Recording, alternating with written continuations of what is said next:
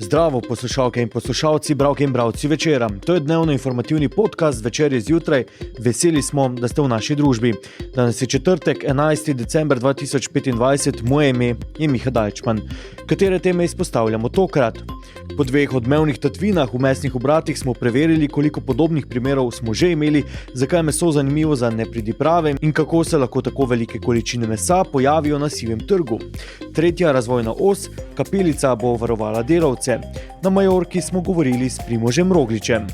Naročite se na podcast, da boste obveščeni ob izdaji naslednje epizode. Vse skozi smo z vami na vecer.com.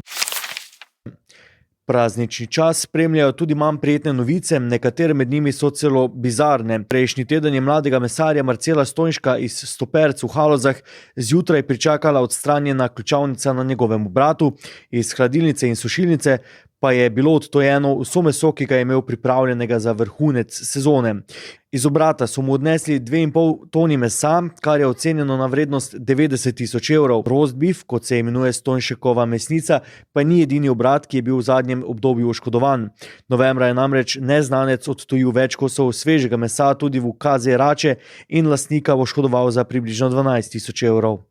O tej temi danes podrobno v večeru Vida Božičko-Steinberger. Zdravo v Haloze, Vida, katere podrobnosti tatvine v Halozah so že znane? Policija za zdaj zbira informacije in o podrobnostih dogodka ne razkriva nič. Za zdaj torej vemo to, kar si že povedal, da so mesarju odtujili 2,5 toni mesa. Tu gre predvsem za suhomesnate izdelke. Kot pa nam je povedal mesar Stojnšek, pa so v noči ropa kamere zaznale beli kombi in avtomobil s prikolico. Kaj več pa za zdaj ne vedo.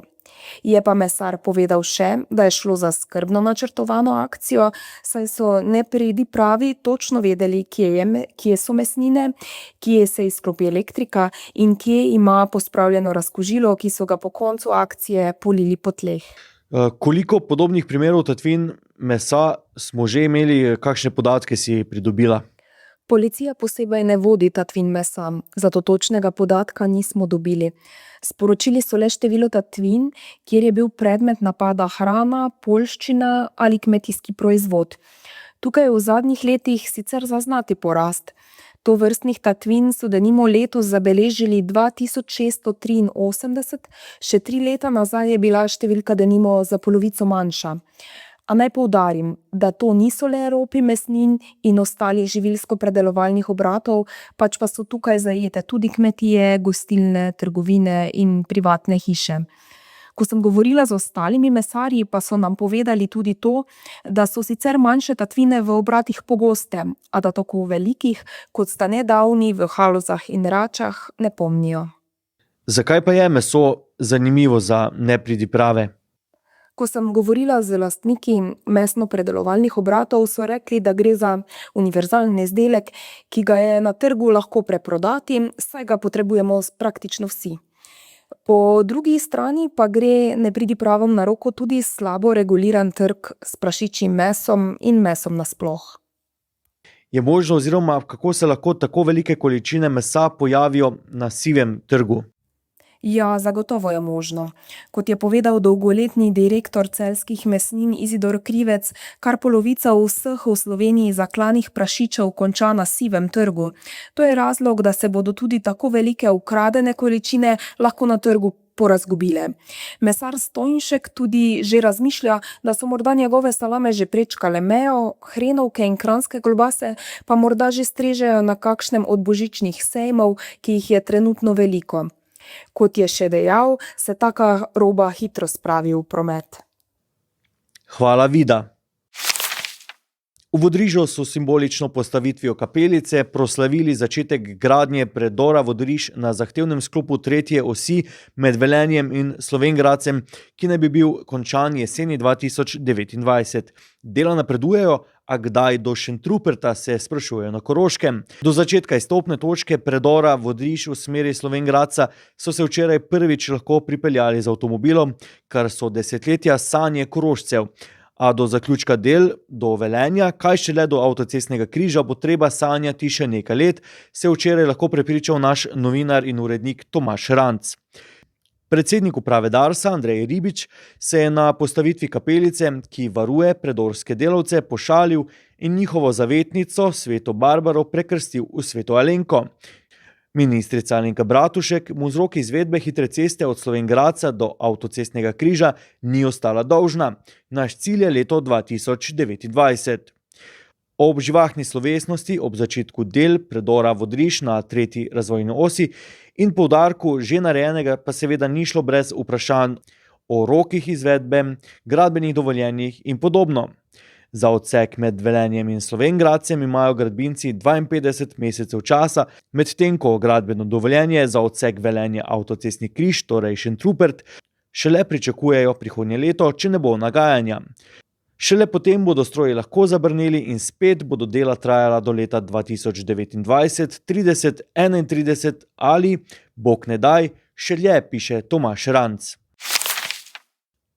Gremo še v Španijo. Nemška kolesarska ekipa Red Bull Bora Hansgrohe, katere član je tudi Primož Roglič, se na novo sezono pripravlja na Majorki. Tam je tudi Večerov novinar Uroš Gramc, ki v današnji izdaji časopisa in spletne izdaje poroča, da so bili novinarji navzoči na pripravah presenečeni, ko so včeraj izvedeli, da Slovenec prihodnje leto ne bo tekmoval na dirki po Franciji.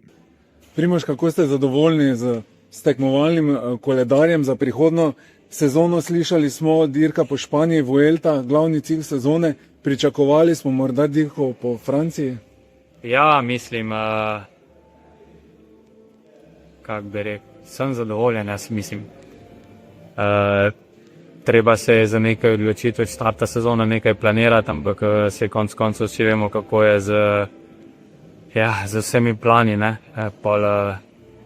Treba biti predvsem pripravljen, da se prilagodiš, po drugi strani pa glavno skrb oziroma glavno, kar je predvsem se pripraviti, da bi lahko v bistvu tekmoval z najboljšimi in da bi bil ponovno sposoben dirke zmagovati in to je to. Potem pa mislim, da ni velikih ovir ali pa da nobeden ne more reči, ti ne moreš iti samo, tako da bomo videli. Je Urošu Gramcu povedal Primož Roglič. Odgovoril je še na številna druga vprašanja, odgovore najdete v časopisu in na večer.com/sport. To je bil Večer zjutraj 11. decembra 2025. Z vami sem bil Miha Dajčman. Kakovostno novinarstvo lahko podprete tako, da se naročite na tiskani in spletni Večer, postanete naš sledilec in bralec na družbenih omrežjih, naročnik naših podcastov in newsletterjev. Tako boste podprli novinarstvo, ki prinaša avtentične vsebine, ki jih pripravljajo naši novinarji in jih drugje ne boste našli. Želimo, da razumete, kako se vrti svet, želimo vam odstreti vpogled v čas in prostor, v katerem živimo. Veseli bomo vaših komentarjev, pobud in kritik na različnih kanalih, sprejemamo tudi voščila in želje. Se beremo in slišimo.